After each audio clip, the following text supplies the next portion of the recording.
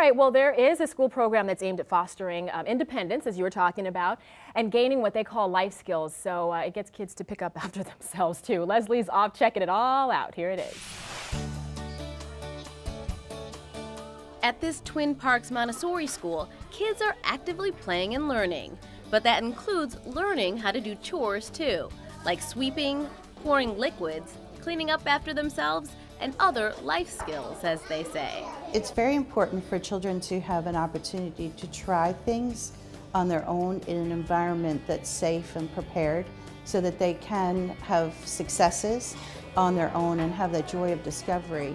As executive director, Dr. Kathy Reamer has 26 years under her belt, and she's a mom with grown kids. She believes this method keeps helicopter parenting at bay. Helicopter parents are hovering for reasons of maybe they don't have time, they could do it quicker, faster, better, or that they truly feel out of love that they're really helping their child by not creating stressful or frustrating situations, but actually allowing children to have some of that frustration is what helps them to learn, and once they have successes, they want more successes. I wouldn't consider myself a helicopter parent. I am actively involved, but I let her kind of lead the show a little bit. She's extremely independent, so she wouldn't let me be a helicopter dad, even if I wanted to. She really has to do her own work, and she has to put on her shoes herself and feed herself. So I just try to make sure that she's in a safe environment and that she's supported.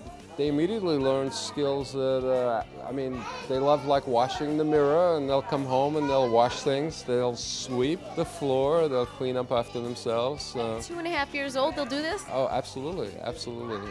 They immediately become more independent. You see them wanting to dress themselves as opposed to letting you dress them. This morning I fed them breakfast. They wouldn't let me actually feed them the oatmeal. They spooned it up by themselves. You know, all these are qualities that are really encouraged here at the Montessori school.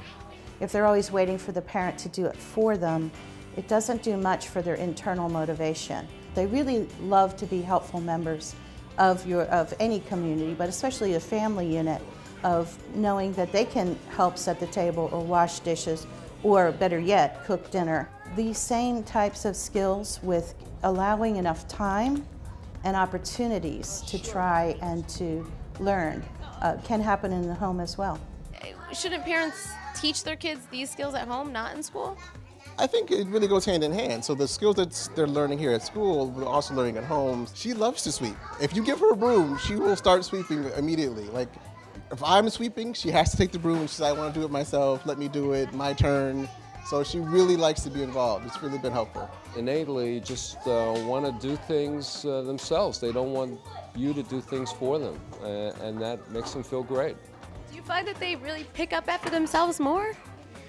Well, you have to sort of declare that it's cleanup time, but cleanup time is just any other activity, just like making a mess, you know, playtime. So the teachers are watching, but they're not stepping in. They really learn when to interfere and when to hold back and just watch. And sometimes if it gets frustrating, it may be just to remind, why don't you take a break and have a snack and come back and try again? Because that feeling of doing it on their own really helps with their intrinsic motivation to want to try something else that's new.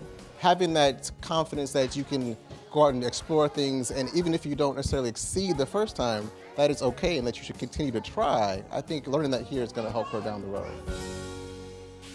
Thanks so much, Leslie. A lot of people have an opinion on this, Jill. And I know that, like you said, the whole chapter in your book is dedicated to helicopter parenting. Parents have to let their children fall down. But some people would say that you've got to give your kids some guidance. You don't want to see them fall. You don't want to see them make those mistakes if you can prevent that from happening, and that's why school like this is great, because they're going to do some of the dirty work. It's true. That is true, Leslie. Yeah, that if is Allie true. was young enough, now she's 19, but right. Too late. Okay, well, it's good to hear your opinion. Thanks so much. We'll be right back after this.